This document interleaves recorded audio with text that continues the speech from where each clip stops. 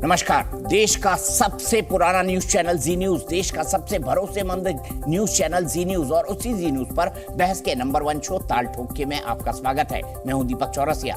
अयोध्या तो झांकी है, काशी मथुरा बाकी है। 90 के दशक में यह नारा गूंजता था। अयोध्या में राम मंदिर बन रहा है, काशी में एएसआई का सर्वे चल रहा है और मथुरा में कृष्ण जन्मभूमि का मामला जोर पकड़ रहा है। मामले में हिंदू पक्ष का स्टैंड पहले से ही साफ है कि इन 3 जगहों पर कोई समझौता नहीं होगा। मथुरा में श्री कृष्ण जन्मभूमि को लेकर 2 केस हैं। एक तो ये कि औरंगजेब ने भगवान कृष्ण का मंदिर तोड़वाकर जो ईदगाह बनवाई थी उसे हटाया जाए और इसका मालिकाना हक हिंदुओं को सौंपा जाए। पूरे कृष्ण जन्म स्थान को मुक्त करके हिंदुओं को सौंपा जाए। ये मामला सुप्रीम कोर्ट और इलाहाबाद हाई कोर्ट के बीच है। इसमें ज्ञानवापी की तरह एएसआई सर्वे की भी मांग पेंडिंग है। दूसरा केस ये है कि आगरा में लाल किले के अंदर जामा मस्जिद की सीढ़ियों में भगवान केशव देव के विग्रह दबे हुए हैं। सीढ़ियों को तोड़कर उन्हें निकाला जाए, वापस मथुरा लाया जाए। हिंदू पक्ष के मुताबिक श्री कृष्ण जन्मस्थान के विध्वंस के बाद औरंगजेब इन विग्रह को आगरा ले गया था। वहां जानबूझकर मस्जिद की सीढ़ियों में इन्हें दबाया था ताकि हिंदू जीवन भर अपमानित महसूस करते रहे।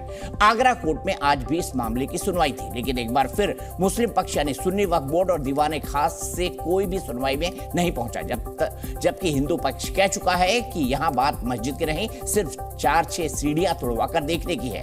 हिंदू पक्ष पेशकश भी कर चुका है कि सीढ़ियों को अपने खर्चे से वापस बनवा देगा। अयोध्या का आंदोलन बीजेपी और संघ परिवार के एजेंडे पर था, पर काशी और मथुरा मामले सीधे हिंदू संगठन देख रहे हैं। अब मथुरा के जन्मभूमि मुक्ति आंदोलन को 2 बड़े कथावाचकों का साथ मिला है। एक है देवीकीनंदन ठाकुर जी और दूसरे हैं बाबा बागेश्वर धाम के प्रमुख धीरेन्द्र शास्त्री। हिंदुओं के बीच दोनों की आजकल पूछ परख है। दोनों के लाखों फॉलोअर हैं जो उन्हें सुनते हैं, उनके पीछे चलते हैं। देवीकीनंदन ठाकुर पहले से ही मथुरा मूवमेंट से जुड़े हैं। वृंदावन पहुंचकर धीरेन्द्र शास्त्री भी उनके हो गए। दोनों ने एक सुर में कहा कि श्री कृष्ण जन्मभूमि भी जल्द मुक्त होगी और आगरा की जामा मस्जिद से भगवान कृष्ण के विग्रह भी जल्द बाहर लाए जाएंगे।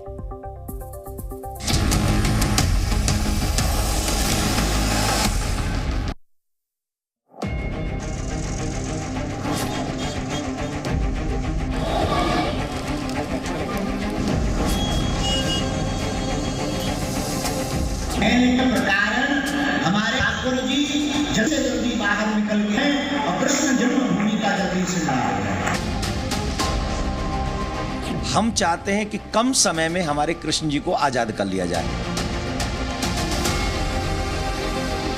तो भगवान कन्हैया जल्दी से जल्दी बाहर निकल कर आए और सबकी आंखें राम मंदिर की भांति खुल जाएं। जामा मस्जिद की उन सीढ़ियों की भी जांच होनी चाहिए जिनमें हमारे ठाकुर जी की छवि को इन्होंने गाड़ा हुआ है। ज्येष्ठ भ्राताश्री के नेतृत्व में सब संतों के आशीर्वाद से बहुत जल्दी अब ये इंतजार खत्म होने वाला है। कृष्ण आजाद नहीं, जब तक उनके सर पे वो गुम्मद वहां पर दिखेगी तब तक कृष्ण क्या सनातनी भी आजाद। मथुरा में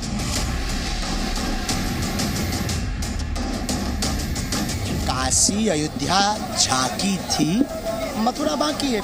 मथुरा कृष्ण जन्मभूमि की भी जांच होनी चाहिए क्योंकि काशी, मथुरा और अयोध्या इन 3 जगह सनातनियों का प्राण बसता है और उसमें समझौता नहीं होना चाहिए। 19 प्लेसेस ऑफ वर्शिप एक्ट अभी भी है, पार्लियामेंट का कानून है, लॉ है 1991 का। नकली हिंदू मत बनो, नकली सनातनी मत बनो। बजा दो बिगुल हिंदू राष्ट्र का, आओ जातिवाद को तोड़कर हम सब हिंदू एक हों। तो 2 केस है। एक मथुरा में चल रहा है जिसमें यह कहा गया है कि जो शाही ईदगाह मस्जिद है वो दरअसल श्री कृष्ण जन्मभूमि है। मंदिर तोड़वा के मस्जिद बनाई गई है, इसको पूरा इसका मालिकाना हक हिंदुओं को सौंपा जाए। दूसरी सबसे महत्वपूर्ण बात वो क्या थी, वो ये कि आगरा की जामा मस्जिद की सीढ़ियों में जो लाल किले के अंदर है उस सीढ़ियों में जो है वो भगवान कृष्ण के वो विग्रह जो जन्मस्थान से निकालकर उनकी जो मूर्तियां थी वो वहां पर गाड़ दिया गया है। ये मासरे आलमगीरी, मैं आपको उसका दस्तावेज का जो है वो नेट पर आजकल बहुत अवेलेबल है। मैं अपने टीम से रिक्वेस्ट करूंगा कि प्लीज अरविंद मुझे वो भेज दे। जानेंगे। और उसके बाद मैं आपको ये बता दूं कौन कौन से खास मेहमान हमारे साथ जुड़ेंगे। हमारे साथ देवकी नंदन ठाकुर जी हैं, जाने माने कथावाचक है, हिंदू धर्मगुरु हैं, उनको प्रणाम करता हूं। स्वामी दीपांकर जी को प्रणाम करता हूं क्योंकि वो प्रणेता है भिक्षा यात्रा के, और जाति तोड़ो सनातन जोड़ो का एक अभियान पूरे देश भर में चला रहे हैं। और देश की एक ऐसी इकलौती धार्मिक यात्रा है हाल ही के दिनों की जो मेरे ख्याल से अपने आप में एक वर्ल्ड रिकॉर्ड बनाएगी। स्वामी जी आपका भी बहुत बहुत स्वागत है। विजय शंकर तिवारी जी विश्व हिंदू परिषद के प्रवक्ता, आपका भी स्वागत है। शाहिद अली जी वकील हैं सुप्रीम कोर्ट के, उनका भी स्वागत है। हाजी खान साहब इस्लामिक स्कॉलर हैं, और मेरे साथ दानिश कुरैशी हैं, नेता AIMIM के। अब ये तो पक्ष है ना, ये तो तथ्य है कि वहां पर गाड़ी गई वो विग्रह जो है जामा मस्जिद की सीढ़ियों के अंदर, ताकि हिंदू समाज पांव के नीचे कुचलकर हमेशा अपमानित महसूस करे। दानिश कुरैशी, अब तो ये अपमान बंद कर दीजिए।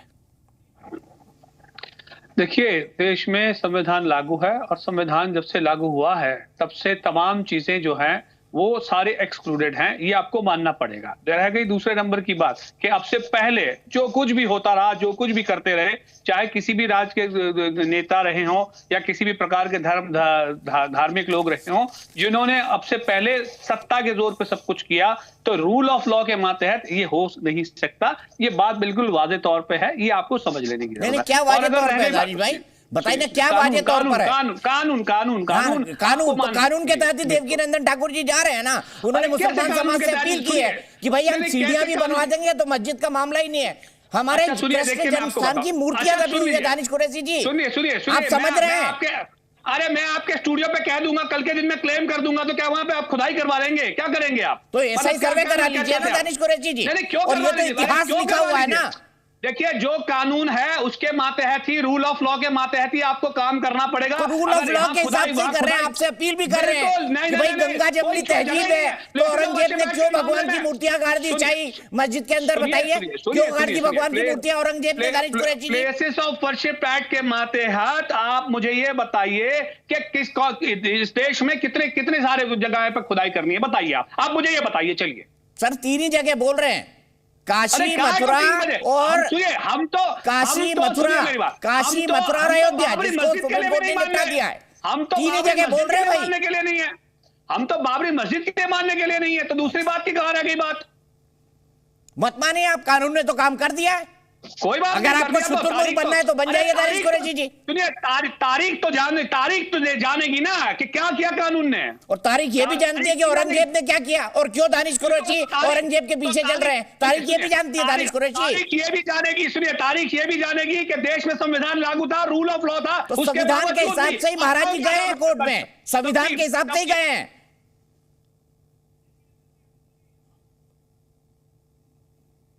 कनेक्शन ने धोखा दे दिया। सीधे चलता हूं मैं स्वामी दीपांकर जी के पास। स्वामी दीपांकर जी, क्यों नहीं मांग रहे मुस्लिम पक्ष के लोग कि भाई ये मांग मानने में क्या दिक्कत है? ये मासरते आलमगिरी में लिखा हुआ है। प्लीज अरविंद जी मुझे जरा वो कागज पहुंचा दीजिए जिसका प्रिंट आउट आप मुझे दे रहे थे। दीपक जी, 2-4 चीजें एकदम स्पष्ट हैं। हम लोग जब भारत भी कहते हैं ना, तो भारत 3 ही अक्षर है। कृष्ण हमारे प्रज्ञा हैं, राम हमारे प्राण हैं, और शिव हमारा शीश है। ये बात अब मात्र मैं नहीं, पूरा भारत और समूचा सनातन अब से नहीं, सैकड़ों सालों से कहता आ रहा है।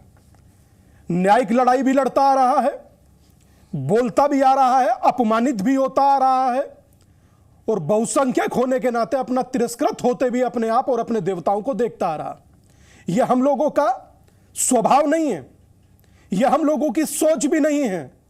हम लोग कानून पसंद लोग हैं, बस बात यह है।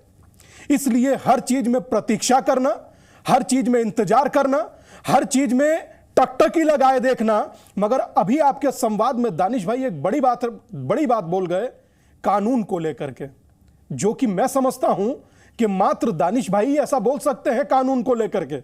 हम लोगों में से बाकी कोई नहीं बोलेगा। और रोचक यह है कि आपके पैनल में लॉयर भी हैं, शायद उन्होंने यह बात पकड़ी या नहीं पकड़ी, मैं नहीं जानता, कि कानून और तारीख ये बात याद रखेगी। क्या तारीख ये बात याद नहीं रखेगी कि 100 करोड़ होने के बाद भी अपने आराध्य की लड़ाई हर रोज जाकर लड़ते हैं, अपमानित होकर घर आते हैं?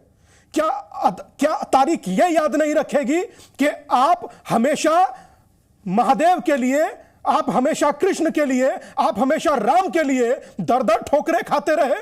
तारीख सिर्फ एक चीज याद रखेगी, जो बात दानिश भाई कह रहे हैं, यह तो वही ना हुआ, ना खाता ना बई, जो कहे दानिश भाई वो सही। और सही बताइए, क्या यही भाईचारा है? अभी आज मैं देख रहा हूं कि आज या कल की बात है, दीपक भाई आप ज्यादा बेहतर जानते होंगे, मीडिया में भी खबर होगी कि कुछ लोगों ने बातचीत का प्रस्ताव रखा है। मैं फिर कहूंगा, अब बात न्यायिक लड़ाई की है तो न्यायिक लड़ाई लड़िए। अब जो न्यायिक लड़ाई लड़ रहे हैं उनको कमजोर मत करिए। बातचीत से अगर जो हल होना होता तो क्या राम मंदिर नहीं होता? बातचीत से हल होना होता तो नंदी की प्रतीक्षा 93, अब कितना 300 साल से ज्यादा हो गई, 353 साल। माजिर आलमगीर का आपने जिक्र किया, हसन निजामी का जिक्र मैं करता हूं। कौन सा ऐसा, मैं समझता हूं कि ऐसा पुस्तक है जिस पर आप लोग विश्वास करते हैं? आप एक बताइए ना, हमारा उस पर ट्रस्ट है, तो आपका एक पर भी ट्रस्ट नहीं है। अंत में आकर के बात टिक जाती है, रूल ऑफ लॉ पर चलेगा सब कुछ। और जब लॉ कोई निर्णय सुनाता है तो उस पर इस तरीके के शब्दावली हम लोग इस्तेमाल करते हैं जैसे पता लगे कि हम लोग किसी चीज से नहीं डरते, हम लोगों को तो मात्र बोलना है और जो चाहे वो करना है। तो ये मुझे लगता है कि देश, संविधान और भारत में चीजें चलनी नहीं चाहिए। और आज अगर इन चीजों का हम लोगों ने बढ़ावा दिया तो कल जैसे 3 दिन पहले कोई महादेव पर ऐसे शब्द बोलकर गया था, आज दानिश भाई बोलेंगे, कल मैं कहूंगा कि अन्य लोग बोलेंगे, जो कि ठीक नहीं है। आपके देवता, आपका मजहब, आपका सम्मान निसंदेह सराखों पर, मगर आप कोई भी शब्दावली का चयन करें, उसमें चयन में कोई भी चीज ऐसे शब्दों का प्रयोग ना करें जो हमें बेचैन कर दे। दीपक भाई, कल परसों की बात है, रनखंडी में था, गांव है एक रनखंडी, गांव देवबंद। सब लोग कह रहे हैं कम से कम 3 देवता को तो आजाद करिए भाई, कम से कम 3 देवता, जो तीनों भारत की आत्मा है, भारत का प्राण है। यकीन मानिए, आप लोग सुबह मिलते होंगे एक दूसरे से, और राम राम क्या हाल है भैया, हाजिद खान भाई जानते होंगे, गांव देहात से जुड़े हैं, विजय भाई जानते होंगे, राम राम क्या चल रहा है, कल मिलेंगे। और अंतिम विदाई हो तो राम नाम सत्य, जिसके जीवन से जुड़े ये 3 नाम हो, वो कैसे इनसे अनभिज्ञ, अपरिचित और मौन हो सकता है? और याद रखिएगा, गुनाह उनके भी लिखे जाएंगे जो तटस्थ और मौन रहे। ठीक है, मैं सीधे दानिश कुरैशी की जगह हाजिक भाई के पास चलता हूं। हाजिक भाई, आप तो बगल में बैठे हुए स्वामी जी के, और थोड़ी देर में मेरे साथ देवकी नंदन ठाकुर जी भी जुड़ रहे हैं, उनको भी इस बहस के अंदर लाऊंगा मैं। हाजिक खान साहब बताइए, आप बताइए, क्या मस्जिद की सीढ़ियों के नीचे, और ये दस्तावेज मैं दिखा रहा हूं, ये मसरत आलमगिरी है, इसमें लिखा हुआ है कि केशव देव के जो मूर्तियां थी उनको जामा मस्जिद में रखा गया, सीढ़ियों में गाड़ दिया गया ताकि हिंदू हमेशा अपमानित महसूस करें। हाजिक भाई, आप तो गंगा जमुनी तहजीब की बात करते हैं ना, आप तो भाईचारे की बात करते हैं, तो आगे आइए, कहिए। और इससे पहले भी एएसआई जो है वहां पे मस्जिद की सीढ़ियों को कई बार रिपेयर कर चुका है, तो इस बार खोल के देख लेने दीजिए, क्या दिक्कत है? सीढ़ियां ही तो है भाई। दीपक चौरसिया जी, ये हिंदुस्तान, हमारा हिंदुस्तान जब आज़ाद हुआ तो उसके बाद इसकी थीम सेकुलर थीम बनाई गई है, सेकुलर मुल्क नहीं, मतलब सेकुलर है तो भगवान कृष्ण राम का अपमान होगा, भगवान शिव का अपमान होगा। प्रवचन सुनवा रहे थे, हम तो बोले नहीं, आप भी नहीं बोले। आप क्यों? मैं ये कह रहा हूँ, ये देश संविधान से चलेगा और संविधान से ही इसमें सारे मसाइल के हल होंगे।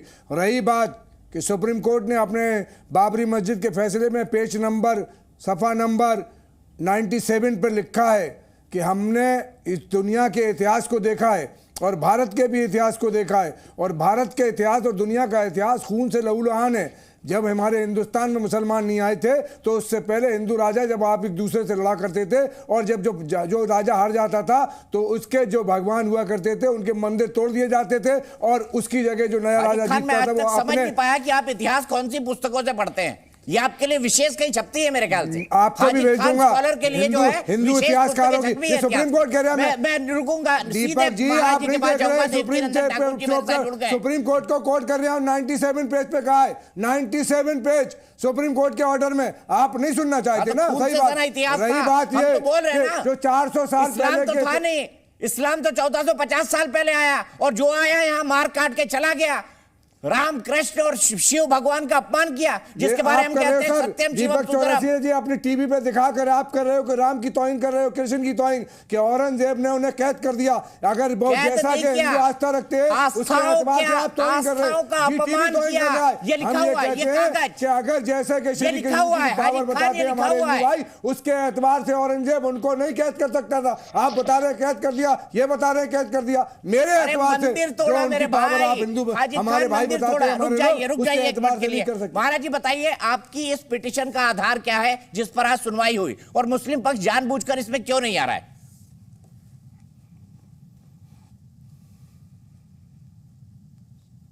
दीपक चौरसिया जी, जानबूझ के हिंदुओं की भावना के साथ खिलवाड़ करने का प्रयास किया जा रहा है। हम बार बार एक प्रयास कर रहे हैं कि हमारे भाईचारे की बातें ये लोग सिर्फ टीवी चैनलों पर करते हैं, लेकिन भाईचारे की बातें टीवी चैनलों पर नहीं हो सकती।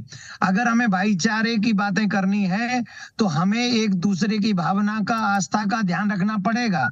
अब हम लोगों ने पिटीशन दायर करने से पहले भाईचारे के लिए कहा था, 5 दिन दिए थे कि भैया हमारे भगवान, जैसा तुम्हारे मुस्लिम इतिहासकार कहते हैं, तमाम ऐसे किताबें हैं, उन किताबों में माजरे आलमगिरी भी है जो कि उस औरंगजेब का शागिर्द रहा है। उसमें लिखा हुआ है कि उसने खुद ने लिखा हुआ है, बाकायदा एक एक डिटेल लिखी हुई है।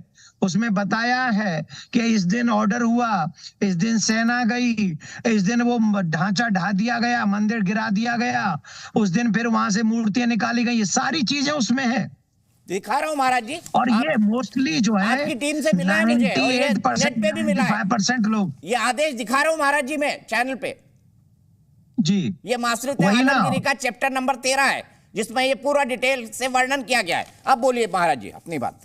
नहीं, अब ये सारी डिटेल को ये क्या कहेंगे, हम नहीं मानते। अब ये जब कहते हैं कि ये नहीं मानते, इसका मतलब है ये लोग भाईचारा नहीं मानते। भाईचारे की बात यह है कि 95% लोग जो हैं, जो हिंदुस्तान में मुसलमान हैं, वो पहले इनके पूर्वज हिंदू ही रहे, और अगर इनके हिंदू रहे तो उन्होंने कभी ना कभी राम कृष्ण शिव को पूजा ही होगा। अगर उन्होंने भगवान शिव को, भगवान कृष्ण को पूजा है, और आज उनके छवि के ऊपर पैर रखकर जब ये नमाज अदा करने जाते होंगे, क्या इनके पूर्वज इनको आशीष देते होंगे, दुआ देते होंगे, आशीर्वाद देते होंगे?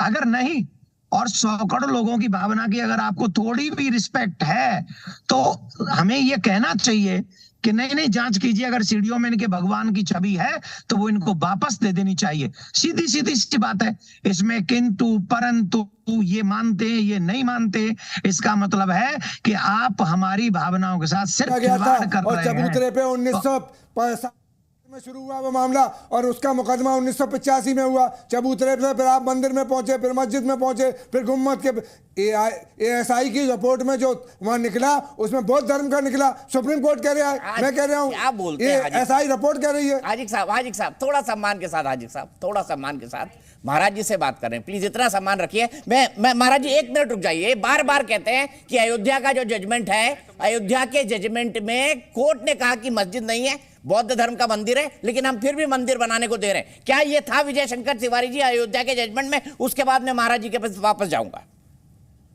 बताइए विजय जी। नहीं, बिल्कुल नहीं था, ये बिल्कुल नहीं था, ये बिल्कुल नहीं था, बिल्कुल नहीं था। और आप कोर्ट की सारा देख लीजिए, वहाँ जो अगर ये आधार भी मिलता तो इस प्रकार के निर्णय जो आए वो होते नहीं है। अभी कुरैशी साहब जब एक बार बोल रहे थे, आप एक तरफ तो ये संविधान की बात करते हैं, लोकतंत्र की बात करते हैं, और इस बात करते करते उन्होंने कहा कि अभी तक हम अयोध्या के सारे विषय को, प्रकरण को हम स्वीकार नहीं कर पा रहे हैं। यानी इस प्रकार का इनका सारा है। आप एक बात समझ लीजिए दीपक जी कि इस्लामिक लोग जो हैं, इस्लाम को मानने वाले लोग किसी अन्य धर्म का सम्मान नहीं कर सकते, आज तक नहीं किया। इन्होंने तो उनका नहीं किया जो इनके परिवार के धर्म है, इब्राहिमिक धर्म है। आपको पता है कि यरूशलेम में वो टेम्पल ऑफ रॉक्स है, वहां पर डोम ऑफ रॉक्स है, वहां पर डोम ऑफ चैन है, वहीं पर अल-अक्सा मस्जिद है। तो ये तीनों पर दावा जमा दिया। आज तक भारत में आप बताइए, इतने हमारे यहाँ गुरुद्वारे हैं, सब में सारा का पूरा हिंदू से निकला हुआ जितने भी हमारे धर्म हैं वो जाते हैं और उनको ससम्मान प्रणाम करते हैं। वो जैन मंदिर है वहां भी प्रणाम करते हैं, बौद्ध मंदिर है वहां प्रणाम करते हैं। कोई कहीं पर किसी को छीनने की मानसिकता नहीं रखता है, लेकिन ये जहां जाते हैं वहीं छीनने की मानसिकता रहते हैं। ये तो उनको भी नहीं छोड़ते जो इनकी दादाओं, जो इनका जो पूर्वज हैं उनसे निकले हुए सारे धर्म हैं, उनका भी सम्मान नहीं करते, उनको भी नष्ट करते घूमते हैं। तो इनसे बहुत ज्यादा अपेक्षा नहीं करनी चाहिए। ये बात सही है कि लोकतंत्र है, संविधान का राज्य है, संविधान अब न्याय कर रहा है। जैसे अयोध्या में न्याय कर रहा है वैसे ही न्याय इस समय आपको काशी विश्वनाथ में दिखाई पड़ रहा है। संविधान ने या न्यायालय ने और कुछ नहीं किया, उन्होंने कहा कि आप जाइए इसका सर्वेक्षण करिए, आप जाइए इसकी फोटोग्राफी करिए, उसमें भी इनको दिक्कत हो रही है, सच का सामना नहीं कर पा रहे हैं। अब मथुरा की बात मैं करता हूं, अभी देवकीनंदन जी और हमारे धीरेन्द्र जी ने जो ये सारा विषय रखा है, तो ये सच्चाई है। इनको डरना क्या, सांच को आंच नहीं, लेकिन ये लोग केवल झूठ के आधार पर खड़े होते हैं, केवल भारत में नहीं दुनिया भर में खड़े होते हैं। महाराज जी, आपने ऑफर दिया था कि भाइयों हमको परीक्षण की इजाजत दे दी जाए, तो क्या किसी तरह का रिस्पांस महाराज जी आपके पास आया? आपने किसी तरह का कोई रिस्पांस महसूस किया? किसी ने आपसे बातचीत करने की कोशिश की? कोई भी नहीं, कोई रिस्पांस नहीं। रिस्पांस तो छोड़िए, बल्कि मजाक उड़ाने का काम किया गया, बल्कि धमकाने का काम किया गया। एक दो मौलानाओं ने ये बात तक कह दी कि अगर देवकीनंदन ऐसा करेंगे तो हम भी ये कर सकते हैं, हम ये करेंगे, हम सड़क पे उतर जाएंगे, हम ये कर जाएंगे, न जाने क्या क्या बोल दिया था उन्होंने। तो बजाय हमारी शांति वार्ता के, हमारे प्रेम की बातों के, भाईचारे हम लोग निभा रहे हैं, और हमारे ऊपर आप ऐसे टिप्पणी करते हो। और अभी भी हम आपके धर्म की रिस्पेक्ट करते हैं, हम आपके किताबों की जो धार्मिक किताबें उनकी रिस्पेक्ट करते हैं, तो आपको भी तो हमारे भगवान की इज्जत करनी पड़ेगी ना। आपको भी तो हमारे हिंदू धर्म की, सनातन धर्म की, हमारे भगवान की जो पूजा पद्धति है, जो हमारे यहाँ मानते हैं, कृष्ण के बिना मथुरा अधूरा है, मथुरा के बिना कृष्ण अधूरा है, ये बात तो माननी पड़ेगी ना आपको। और सिर्फ भारतीय ही नहीं, फॉरेनर्स बहुत बड़ी संख्या में डिवोटीज हैं। जब वो वहां बाहर से लोग आते हैं भगवान के दर्शन करने के लिए, तो यहाँ पता चलता है कि यहाँ नकली जगह के दर्शन हो रहे हैं, असली जगह तो नीचे है। तो अगर हम भाईचारे की बात कर रहे हैं, हमने कहा चेक कर लो। आजकल तो ऐसी मशीन है, जिन मशीनों से आप जब चेक करेंगे तो किसी की भी एक भी इंच जगह तोड़ने फोड़ने की जरूरत नहीं, उससे पता चल जाता है। उसमें अगर भाईचारा भाईचारा भाईचारा चिल्ला रहे हो, जाएगा क्या, नुकसान क्या है, नुकसान क्या होने वाला है आपका? अरे हम तो नुकसान भर देंगे, अगर जांच भी करनी हुई और जो नुकसान हुआ उसको भी भर देंगे। 5 सुनवाई हो गई, आज भी एक सुनवाई हो गई, उसके बावजूद भी आप नहीं आए। इसका मतलब क्या है? आप हिंदू धर्म की भावनाओं का, हिंदुओं का, सनातनियों का कोई रिस्पेक्ट नहीं करते। आप टीवी चैनलों पर झूठे भाईचारे की बात करते हैं। एक भी मुसलमान 47 से लेके अब तक बताओ किसी मंदिर में किसी कोई हरकत की हो? आप कैसी बात देश के सामने पहले कर गए थे ना आपको मुसलमान बनाने वाले, पहले करके चले गए हाजी खान। इतिहास ही यही कहता है 550 साल। अच्छा दीपक भाई, आप कोई बात नहीं, मुसलमान हो गए, ये तो आज भी हो रहे हैं मुसलमान, सैकड़ों लोग हो रहे हैं, तमाम साधु हुए जा रहे हैं। अभी एक पारसी हुआ, ये कोई बात नहीं।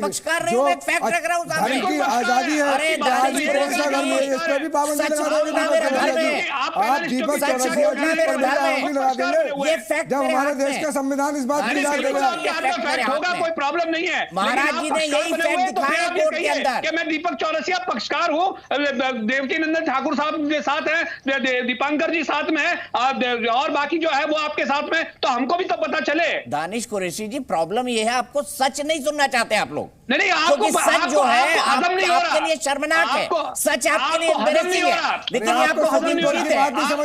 आप बनिए ना पक्षकार, मैं तो कह रहा हूँ आप पक्षकार बनिए। मैं तो ये कह रहा हूँ आपको, अरे भाई मस्जिद की 4 सीढ़ियों से आपका सेकुलरिज्म खतरे में आ गया। सुनिए मेरी मस्जिद की 60 सीढ़ियों में ऐसा ही सर्वे कराने से आपका सेकुलरिज्म खतरे में आ गया। सुनिए बताइए ना। मस्जिद की 4 सीढ़ियों की बात नहीं है। स्वामी जी ने जो बात कही मैं आपको बताऊं, आपने ये कहा कि भाई हम तारीख की बात कर रहे हैं, तो देखिए हमने रूल ऑफ लॉ की बात की, और रूल ऑफ लॉ के अगेंस्ट में जो कुछ भी हुआ उसके मुखालिफ हम कर रहे हैं कि भाई रूल ऑफ लॉ से अगेंस्ट जाके जो करने की बात है, औरंगजेब ने गलत किया था। कह दीजिए ना औरंगजेब ने गलत किया था।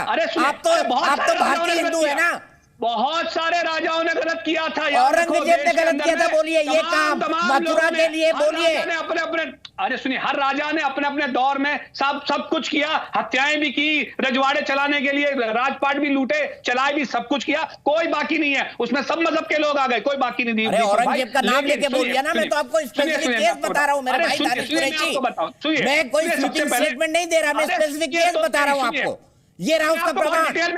एक अच्छी सी चीज बताता हूं जो आपको आज समझ में आएगी। सुनिए, सबसे पहले देखिए, बाबरी मस्जिद के लिए जिन लोगों ने बात की, मैं आपको फिर दोहराता हूं, चाहे वो हो या उसके अलावा की कोई भी बात हो, इस्लाम के अंदर में इस्लाम मुसलमानों का जो बेसिक फेथ है वो ये है कि सिर्फ अल्लाह की इबादत करता है, वो उसके अलावा किसी की इबादत नहीं कर सकता। तो मंदिर क्यों तोड़ रहा था भाई औरंगजेब? बाबरी मस्जिद बना के क्यों चला गया राम जन्मभूमि पर? बताइए ना। सुनेंगे नहीं, आप सुनेंगे नहीं। ना ना ना, आप दानिश कुरैशी जी, आपकी प्रॉब्लम क्या है ना, आप सुनना ही नहीं चाहते। आपकी प्रॉब्लम ये है कि आप बाकी सारे पक्षकारों को आराम से सुनते हैं, दानिश कुरैशी बोलता है तो परेशानी है, हाजिक साहब बोलेंगे तो इंटरप्ट करेंगे, अभी बीच में दूसरा हमारे जो पैनलिस्ट है एडवोकेट जो शाहिद साहब है उनको भी आप इंटरप्ट करेंगे, बाकी 3 लोगों को नहीं इंटरप्ट करेंगे। मैं अगर आप बोलोगे तो मेरे पास कम से कम 4 से 5 डिबेट मैंने रिकॉर्ड करके रखी है, मैं ऑफिशियल दे दूंगा कि हम लोगों ने कितनी बार इंटरप्ट करा और बिना लोगों ने।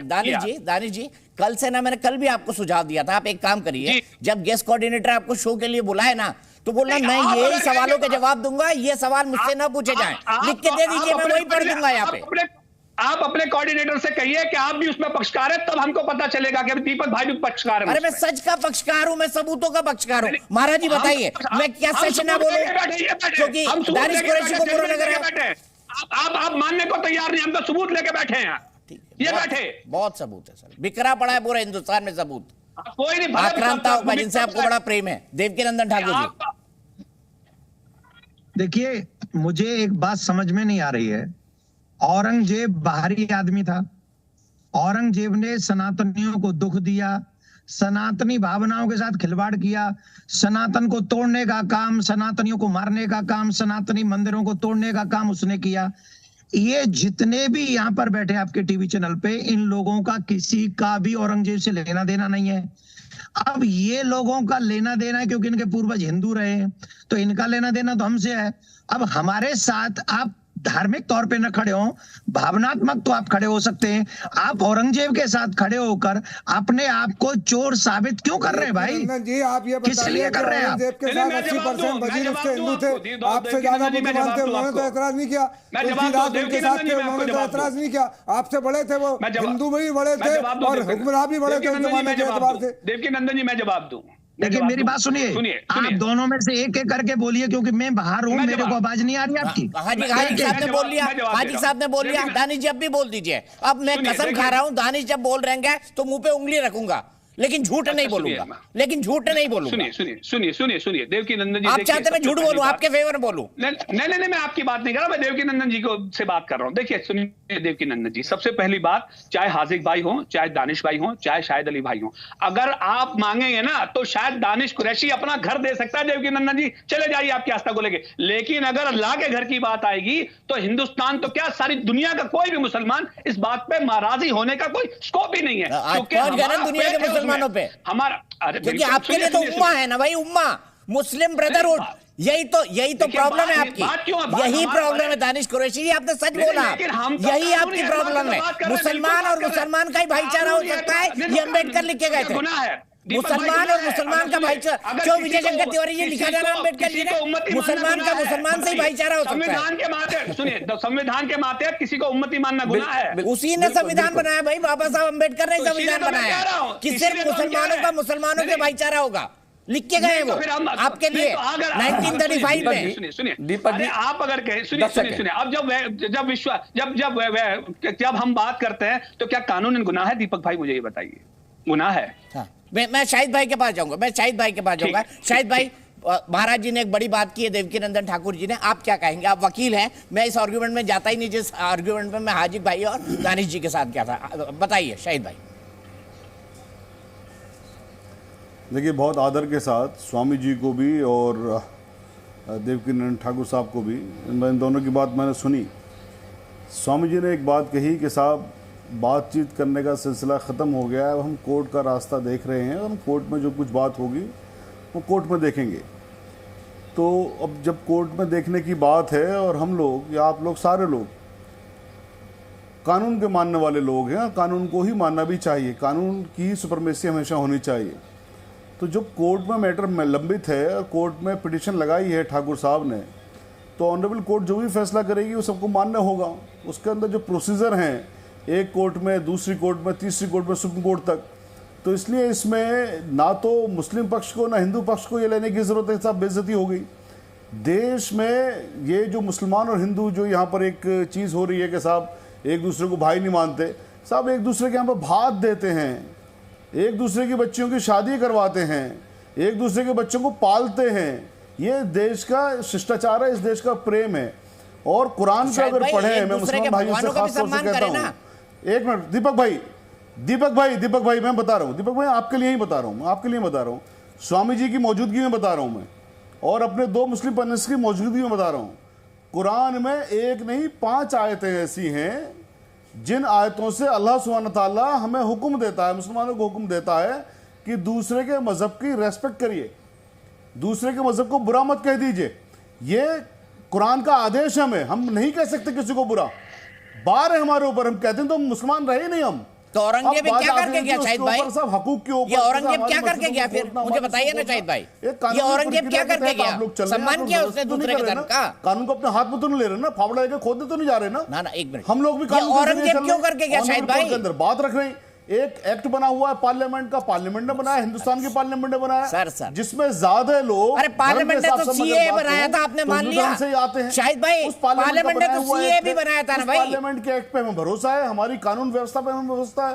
दीपंकर जी हम क्या कहेंगे इनकी बात चल रहे हैं? अरे शाहिद भाई पार्लियामेंट ने सीए भी बनाया था, आपने मान लिया क्या? आदेश होगा, कल बाबरी मस्जिद का आदेश हुआ, हमें आदेश अच्छा नहीं लगा अलग बात है, लेकिन हमने माना। ऐसे ही कोई भी आदेश अगर आता है हमें अच्छा लगे ना लगे, इर्रेस्पेक्टिव ऑफ दैट हम उसको मानेंगे, हमने माना है और हमेशा मानेंगे। दीपंकर जी उसके बाद फिर महाराज जी के पास जाऊंगा। महाराज जी से एक बात मेरे को बहुत हिंदू मुस्लिम दीपंकर या इंसानियत की अगर हम बात करें, देखिए अल्लाह ताला कहता है कुरान में अल्हम्दुलिल्लाह रब्बिल आलमीन, तमाम आलमों का रब है, सबका है ना, वो तो हिंदू का भी मुसलमान का भी। आप उसे ईश्वर कह दीजिए, मैं उसको अल्लाह कह रहा हूँ, इतनी सी बात है। तो इंसानों को नहीं लड़ना चाहिए उस चीज में। लड़ने के लिए हमारे देश ने एक तरीका बता दिया कि साहब जज साहब के समक्ष जाइए, पिटीशन लगाइए, एविडेंस दीजिए, सारी चीज करिए, तो उसमें जो भी फैसला आएगा वो मंजूर होगा। सिंपल सी बात है सर। ठीक है स्वामी जी। बहुत अच्छी बात शाहिद भाई ने अभी कही कि एक दूसरे को प्यार करना चाहिए, भाई मानना चाहिए, निसंदेह मानना चाहिए। शाहिद भाई तकलीफ होती है जब राम बारात पर पत्थर पड़ जाता है, शोभा यात्रा पर पत्थर पड़ जाता है, मार्तंड मंदिर कश्मीर का आज भी जर्जर हालत में होता है। एक आज भी सन्यासी कहूं, धर्मगुरु कहूं, एक याचना लेकर के जज साहब के सामने जाता है, कम से कम इतना चेक करवा दीजिए कि परिस्थिति है क्या, हम लोगों की कहीं आस्था पर तो पांव नहीं रखा जा रहा। परिस्थितियां बदलती हैं, जब राम की बारात होती है तो उस पर कीचड़ उछाल दिया जाता है। निसंदेह तकलीफ तब होती है, छोड़िए यात्राएं, जब शव यात्रा पर बिहार में पत्थर बरसते हैं, तकलीफ होती है ना। कैसे कह दें कि भाईचारा, क्या यह भाईचारा है या भाई का चारा है? तकलीफ होती है सर, बोल देना आसान है। और एक बात बहुत अच्छी कही, मैं मेरे संज्ञान में नहीं आ रहा किसने कही, कि टीवी पर मात्र रह गया यह भाईचारा, सड़क पर नहीं दिखता। सड़क पर अगर दिखता तो मैं समझता हूं कि जो सांप्रदायिकता के लाभार्थी हैं उन लोगों की दुकानें कभी की बंद हो चुकी होती, कभी की बंद हो चुकी होती। बहुत आसान सहज होता है अपने वक्तव्य को बोलकर चले जाना। शाहिद भाई जब सड़क पर उतरते हैं, तकरीबन आज 267 दिन हो गए, 267 दिन सड़क पर यात्रा करते करते बहुत बेहतरी से, बहुत करीब से समाज को देख रहा हूं, बहुत बेहतरी से और बहुत करीब से देख रहा हूं, और बहुत भयावह हकीकत है सर, बहुत भयावह हकीकत। आप सोचिए ना कि कहीं से हम लोग यात्रा नहीं, अब मैं अपनी यात्रा की बता रहा हूं दीपक भाई, यहां से मत जाइए, यह सेंसिटिव एरिया है। मैं अपनी भिक्षा यात्रा लेकर ऐसी जगह से जाऊं जहां कोई दिक्कत ना हो, सेंसिटिव एरिया है, इस कह करके रोक दिया। और वो सब सेंसिटिव एरिया वही होते हैं जो मुसलमान बाहुल्य होते हैं। मैं यही कह रहा हूं। शंकर तिवारी जी गलत कहा मैंने कुछ? मैं एक बात कंप्लीट कर दूं अगर आज्ञा दे तो। कर दीजिए। ये सेंसिटिव, विजय जी एक बार रुक जाइए। विजय भाई एक सेकंड, विजय भैया, कि सिर्फ सेंसिटिव एरिया हम ही लोगों के लिए क्यों? और इतना ही जबरदस्त मेल मिलाप भाव, इतना ही ममत्व, इतना ही वात्सल्य शाहिद भाई था तो मेवात में क्या हुआ? क्या हुआ मेवात में? विभाजन के बाद पहली बार मैंने महिला को बच्चों से चिपट कर निकलते हुए देखा है, पुलिस वालों के साए में, जैसे विभाजन के समय पे हुआ था। एक महिला कहती है अपने बच्चे को टॉयलेट का पानी पिलाकर रात काटी। उतरिए ना सड़क पर सर, खत्म कीजिए इस नाटक को। 4 सीढ़ी दाएं बाएं करने से हम लोगों का सेक्युलरिज्म खतरे में आ जाता है। मैं भिक्षा यात्रा निकालूं तो इधर से मत निकालिए, सेंसिटिव एरिया है। क्या सर मजाक बना कर ना रखा है? सारे सेंसिटिव एरिया हमारे लिए, और इस भारत में सेंसिटिव एरिया का क्या मतलब है, क्या काम है और क्यों होना चाहिए? कभी आपने अपने जीवन काल में सुना कि किसी ऐसे एरिया से लेकर मत जाइए, यह सेंसिटिव एरिया हिंदुओं का? एक जगह बताइए, मैं चुनौती देता हूं, एक जगह बताइए। हिंदू हिंदू हिंदू हिंदू, सर हिंदू होना गुनाह कोई ना है, अपराध कोई ना है, पाप कोई ना है कि हिंदू इस देश में होना गुनाह हो गया। दानिश कुरैशी जी, संवेदनशील एरिया मुसलमानों के बाहुल्य क्यों होते हैं, बताइए जरा, एक लाइन में जवाब दूं।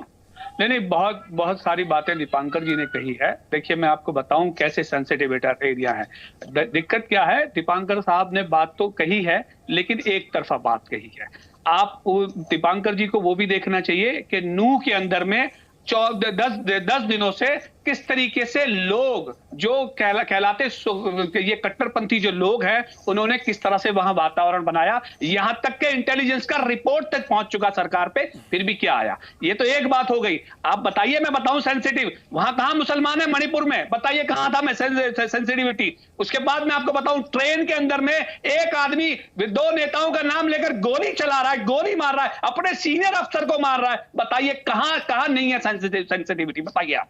दीपांकर जी सुनिए मेरी बात, एक नजरिए से अगर एक ही तरफ से मैं एक ही आंख से देखूंगा ना, तो मुझे फिर दुनिया ठीक दिखाई नहीं देगी। आपको दोनों तरफ से देखना पड़ेगा, मानना पड़ेगा, समझना पड़ेगा, न्याय करना पड़ेगा। अगर उसके अंदर में बड़ी अच्छी बात है, बड़ी अच्छी बात है, बड़ी अच्छी बात है।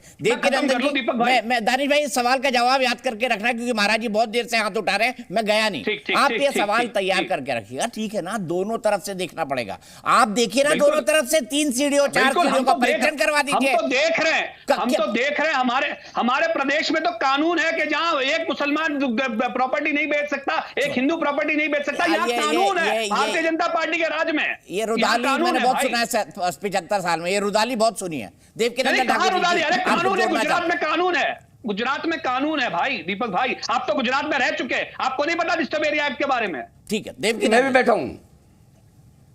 विजय जी आ रहा हूं, सॉरी। दीपक जी मैं भी बैठा हूं, सॉरी विजय जी, आ रहा हूं। दीपक जी, अभी हमारे भैया कह रहे थे कि हम अपना घर दे सकते पर खुदा का घर नहीं दे सकते। अभी तक हमने तो कभी कोई खुदा के घर के मांगने की जगह हमने कोई बात ही नहीं की। हम तो सीढ़ियों की बात कर रहे हैं, सिर्फ सीढ़ियों की चेकिंग की बात कर रहे हैं। जिस भाईचारे की हम और आप बात करते हैं, जो सिर्फ टीवी चैनलों पर ही है, होती है कभी कभार, और वो भी थोड़ी लंबी चली जाए तो पता चल जाता है कि कौन कितना भाईचारा निभा रहा है। मैं तो बात कर रहा हूं घर की और मस्जिद की, कर ही नहीं रहा हूं। मैं तो कर रहा हूं कि अगर मुश्ताक अली खान, वो सखी खान क्या है वो, उसने अगर, जिसने माजरे आलमगीरी लिखी, अगर ये बात सच है जो कि उसी का औरंगजेब का सेवक था, तो आप सोचिए कितना बड़ा कुठाराघात हिंदुओं पे हो रहा है। हम तो सिर्फ ये चेक करने की बात कर रहे हैं कि अगर वहां है हमारे ईश्वर की छवि तो वो हमें दे दी जाए, इसमें किसी का कुछ जाएगा नहीं। लेकिन प्रॉब्लम यह है कि औरंगजेब जो हमारा कुछ लगता नहीं था, उसके लिए डिबेट करने के लिए, उसके लिए लड़ने के लिए, हम अपने ही पूर्वजों के इष्ट का अपमान करने के लिए टीवी चैनल पर आ जाते हैं। ये दुखदाई है और आज के समाज के लिए मुश्किल भरी बातें हैं। हम लोगों को अगर एक साथ रहना है तो ये बात समझनी होगी कि राम, कृष्ण और शिव इन सनातनियों के लिए प्राण है, प्राण से बढ़कर है। और ये बात जैसे हम जानते हैं कि कुरान आपके लिए महत्वपूर्ण है, जैसे हम जानते हैं कि खुदा आपके लिए महत्वपूर्ण है, वैसे हम उनका कभी अपमान नहीं करते। इतनी टीवी डिबेट में जाते हैं हमने इतनी टीवी डिबेट की अपनी लाइफ में, आप लोगों ने अभी शुरू की होंगी या कर रहे होंगे आप भी। एक शब्द हम लोग न तो खुदा के लिए कुछ बोलते हैं और न कुरान के लिए कुछ बोलते हैं। ये है भाईचारा, हम निभाते हैं भाईचारा। दुर्भाग्य इस बात का है कि आपको पता चल गया कि वहां औरंगजेब ने ये किया। किताब है, इतिहास है, साहित्य है और हमारे समाज में जागृति आ रही है, इसके बावजूद भी आप यहाँ औरंगजेब को डिफेंड कर रहे हैं। इसके बाद भी एक शब्द किसी के मुंह से ये नहीं निकल रहा है कि अगर ऐसा है तो जांच कराने में कुछ नहीं जाता। अरे जो खर्चा होगा मैं दे दूंगा, मेरे प्राण, मेरा शरीर, मेरे रक्त की एक एक बूंद बेच लेना, भर लेना और उसकी सीढ़ियों को बनवा लेना आप। मैं मांग के बनवा दूंगा आपकी सीढ़ी। क्या नुकसान हो रहा है भाई आपका? भाईचारा टीवी चैनलों पर नहीं, भावनाओं की रिस्पेक्ट करनी होगी। आप लोगों ने भाईचारा नहीं निभाया, तब ना मुझे कोर्ट में जाना पड़ा, तब ना मुझे कोर्ट का दरवाजा खटखटाना पड़ा। आप कहां हमारे ईश्वर की रिस्पेक्ट करते हैं? राम मंदिर हो, काशी हो, मथुरा हो, ये तीनों जगह हमारे भगवान है भाई। ये जैसे आप काबा नहीं बदल सकते, मक्का नहीं बदल सकते, वैसे हम मथुरा, काशी और अयोध्या नहीं बदल सकते। ये जन्म प्लेस है, इनको कैसे बदल देंगे? तो मेरा प्यारे निवेदन है दीपक जी आपसे, क्योंकि मुझे जाना है, मैं रास्ते में खड़ा हूं आपके लिए, और आपने क्योंकि निवेदन किया इसलिए मुझे आना ही था आपके साथ में। पर आप सबसे आग्रह कर रहा हूं, अगर आप ईमानदारी से भाईचारा चाहते हैं तो आपको इस विषय पे सोचना चाहिए आप सभी को कि इस पे भगवान के, अगर इनकी भगवान की छवि है तो उस पे पैर रख के जाना, इसका मतलब 100 करोड़ लोगों की भावनाओं को अपने पैरों तले कुचलना है। इसलिए इसकी जांच हो जानी चाहिए। इस भावना के साथ जा रहा हूं कि शायद कोई पॉजिटिव रिस्पांस आप मुसलमान भाइयों की तरफ से आएगा। बहुत बहुत धन्यवाद दीपक जी, मुझे जाना होगा। बहुत बहुत धन्यवाद। प्रणाम महाराज जी। एक कमेंट दानिश जी से, फिर विजय जी के साथ। विजय जी के पास जा ही नहीं पाया। दानिश जी बताइए, महाराज जी एक रिक्वेस्ट करके गए। देखिए भाई कुछ कहना चाहते हैं। हाजी भाई आप कह लीजिए। दानिश भाई एक मिनट, हाजी भाई आप कह लीजिए।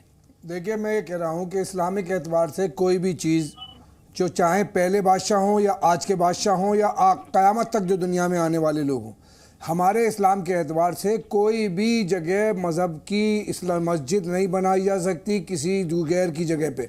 किसी हमारे हिंदू भाई का उसमें पैसा नहीं लगाया जाता, किसी मंदिर को तोड़ के नहीं बनाया जा सकता। ये इस्लामिक फंडा है। लेकिन मैं ये कह रहा हूँ कि औरंगज़ेब के दादा परदादा ने जो वसीयतनामा किया था, और बाबर का वसीयतनामा जो हमारे ख़जानों में रखा है भारत के, उसमें उसने ये कहा था कि हुमायूं से कि जिस मुल्क में हम हुक्मरानी कर रहे हैं या हमारे हिंदू भाई गाय की पूजा करते हैं, गाय कशीफ नहीं करना, किसी मंदिर को तोड़ के कन्वर्ट नहीं करना। मैं कल एक इतिहासकार को देख रहा था, उन्होंने कहा कि बाबर नामे के 16 पेज हटाकर बाबरी मस्जिद का मसला अंग्रेजों ने डाल के हिंदू और मुसलमानों के बीच में निज़ा पैदा की और हिंदू मुसलमानों में नफरत पैदा की। ये कह रहे हैं कि अगर उस किताब के बिहाफ पर ये उस किताब को सच मान लें तो औरंगजेब भी एक ऐसा बादशाह था जिसने तमाम मंदिरों को, मथुरा के मंदिर को भी छोड़ दिए, मथुरा के मंदिर के जो कृष्ण जी पहनते कपड़े वो दिए। 100 एकड़ जमीन मध्य प्रदेश में दी। तो इसलिए इस तरह की चीजों को जमीन खच्चर बनाया था, मुगल विकास हो जाएगा। खच्चर बनाए थे, गधे बनाए थे, घोड़े बनाए थे। ये हिंदुस्तान की जमीन, अरे हिंदुस्तान की जमीन, हिंदुस्तान का मजदूर, हिंदुस्तान का लूटा हुआ पैसा और मुगल बना गए। जब का नैरेटिव है। विजय शंकर तिवारी जी, अब इसको आप ही बता सकते हैं। हिंदुस्तान की जमीन, हिंदुस्तान के मजदूर, हिंदुस्तान का लूटा हुआ पैसा और देश मुगलों ने बना दिया। गजब प्रेम है सर। अरे प्रेम की बात क्या है इसमें? बादशाह नहीं थे, कहाँ पड़े आप? मुझे तो समझ में नहीं आता। फिर सर मैं तो इतिहास के तथ्यों को आप लोग बशीर आलम को मान रहे हो, बाबर की बात को नहीं मान रहे हो, बादशाह बशीर आजम की बात को मान रहे हो, एक गुलाम की बात को मान रहे हो, आका की बात को नहीं मानना चाह रहे। क्या बात है आपके पास? ठीक सही। दीपक जी देखो, प्रत्यक्षम किम प्रमाणम, प्रत्यक्ष को प्रमाण की आवश्यकता नहीं पड़ती है। ये बार बार कुरान की आयतों की बात करते हैं, कुरान में ये लिखा है, कुरान में वो लिखा है। इसका मतलब आप लोग कुरान की बात मानते नहीं हैं। अगर ऐसा ही था तो ये मोपला में 25,000 हिंदू मारे गए, उनके गर्भ से गर्भस्थ बच्चों को निकाल के काट डाला गया, ये तो इतिहास है। इसके बाद सीधे सीधे कश्मीर से सारे के सारे हिंदुओं को निकाला गया, उनकी माँ बहनों को मार करके और उनके पतियों को मार करके उनकी पत्नियों को। एक मिनट देखो, मैं बोला नहीं बिल्कुल भी। तो कश्मीर से सारे के सारे हिंदू निकाल दिए गए और पति को मार करके पत्नी को कुछ भी बोलेंगे आप, चावल खिलाए गए। यही कुरान में लिखा हुआ है। यही एक मिनट देखो आप दीपक जी, शर्म तो आप लोगों को आनी चाहिए, शर्म तो आप लोगों को आनी चाहिए। आप शर्म आप लोगों को आनी चाहिए। बेशर्म लोग हैं आप बेशर्म लोग हैं। कल गुलाम नबी आजाद की बात को दिखा रहे थे, कन्वर्टेड हिंदुस्तान के मुसलमान हिंदुओं से कन्वर्टेड है। आप ऐसी बातें क्यों कर रहे हैं? आप भड़काने की बातें कर रहे हैं, आप देश को जोड़ने की बात नहीं कर रहे। मणिपुर में क्या स्टैंड है आपका? क्या आपने मोदी जी से पूछा? क्या पूछा आपने मोदी जी से कि मणिपुर में क्या स्टैंड है? आज में आपको याद है, अच्छी बात है, याद होना चाहिए कश्मीर में क्या हुआ जुल्म, लेकिन यहाँ क्या हुआ? यहाँ कौन सा मुसलमान था बताइए? कुरान में लिखा हुआ है, यही कुरान में लिखा हुआ है। नहीं, मैं आपको पूछ रहा हूँ कि जो मणिपुर में हो रहा है उस पर क्या कहना है आपका? मैं आपसे जो पूछ रहा हूँ, जो नहीं, बात मैं हो आपसे रही है, पूछ रहा हूँ, आप सुनिए कुरान की बात सुनिए, मानते कि नहीं 90 के मानते? दशक अगर में मानते 90 के तो दशक किसके में सिक्के निकालेंगे? मुझे पता मैं नहीं वहां बात कब कर क्या रहा हूं। हुआ, मैं लेकिन जो बात मणिपुर कर रहा में क्या हो रहा है ये मेरी नजर के सामने है। अब बताइए क्या कहना है इस पे? देखो, क्या आपने देखो, प्रधानमंत्री जी से पूछा? दानी जी रुक जाइए, प्लीज रुक जाइए। मैं बता दूं सर, वहां पे भी रोहिंग्या और बर्मा से कौन भाग के आया? देखो दीपक जी, कौन लोग आके घुसे हुए हैं वहां पर? सबको बताया बताया दानिश कुरैशी जी, मुंह मत खुलवाइए मेरा। विजय शंकर तिवारी, महिलाओं की अस्मत रेजी हो रही है वहां पे, फिर भी चुप है। दीपक जी मैं तो आपसे पूछ रहा हूँ कि वहां महिलाओं की दानिश जी रुक जाइए। आप लगातार बोल रहे हैं, विजय शंकर जी एक लाइन नहीं बोले पूरे शो में 1 घंटे के। विजय शंकर जी, दीपक जी ये इसको ही कहते हैं असहिष्णुता। ये किसी का सम्मान नहीं कर सकते इस्लाम के अलावा। और मुझे लगता है यहां देख के तो कुरान का भी सम्मान नहीं कर रही है। कुरान का उदाहरण दे करके। और अब आप बताइए, मैंने मोपला का नाम लिया, 25,000 हिंदुओं को काटा गया, कश्मीर से हिंदुओं को मारा गया, पति को मारकर पत्नी को उसके खून के सने हुए चावल खिलाए गए। औरंगजेब जहां पर अपना सच लिख गया कि उसको हमने तोड़ा, बाबर लिख गया कि हमने तोड़ा, उसकी बात नहीं मानते हैं। तो इसका आपके पास तथ्य बाबर के और औरंगजेब के, आप झूठ बोल रहे हैं बेवजह देश के सामने। कौन सा तथ्य बाबर का आपके पास? कौन से इतिहास के आपके पन्ने? आप तिवारी बताए कहां से कह रहे हैं आप? अरे पढ़ो जाकर, अरे बताओ, पढ़ो, आप बताओ ना, देश को बताओ, विपक्ष को बताओ, कहां से पढ़ा आपने? अरे झूठ परोस रहे देश के सामने, क्यों झूठ परोस रहे? पढ़ो जाकर के, बाबरनामा पढ़ो जाकर के। आपके कहने से तिवारी जी, नहीं है। तिवारी जी थोड़ा पढ़ो जाके ना, थोड़ा सा वो करिए आप, थोड़ा आप देखिए सरकार की जो जिम्मेदारी है। आप 1990 के दशक की बात करेंगे कि वहां क्या हुआ, जो कुछ भी हुआ बहुत बुरा हुआ, लेकिन आपको वो याद है, आपको मणिपुर याद नहीं है। होती है, इतिहास की बात होती है, हो रही है ये याद नहीं है भाई, इतिहास की बात हो रही है। बाबरनामा पढ़िए, बाबरनामा पढ़िए ना, उसको पढ़िए ना, आप उसको नहीं मानेंगे। यहाँ बैठ कर झूठ बोलेंगे, यहाँ बैठ कर झूठ बोलते रहे आप कुरान की नहीं मानते, अपने धर्म ग्रंथ की नहीं मानते, यहाँ कर झूठ बोलते हैं आप। तिवारी जी मैं ये कह रहा हूँ कि ये महिलाओं की अस्मत रेजी की गई मणिपुर में, इस पे कुछ बोलेंगे?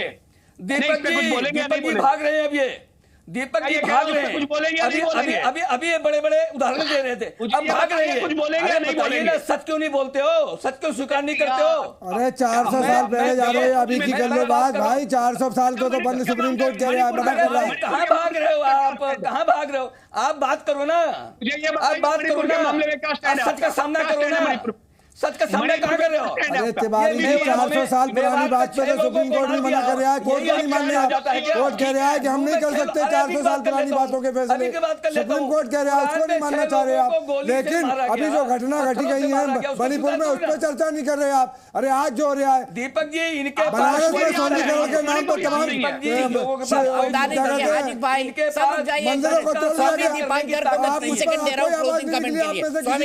को तोड़ दिया भाई, सौंदर्यीकरण के नाम पे तमाम प्राचीन मंदिरों को तोड़ दिया गया। आपने दुनिया का सारा इतिहास पढ़ रखा है और ऐसी ऐसी किताबों से पढ़ा है जो छपी नहीं। आज अरे भैया अभी लेटेस्ट छपा है ये बनारस में सौंदर्यीकरण हुआ, लेकिन बाबर ने अमल नहीं लंकापुरी थाने में रखे हुए हैं। वो ऐसी किताबें पढ़ते हैं जो छपी नहीं है। अरे आपको नहीं जानकारी, नहीं देख रहे।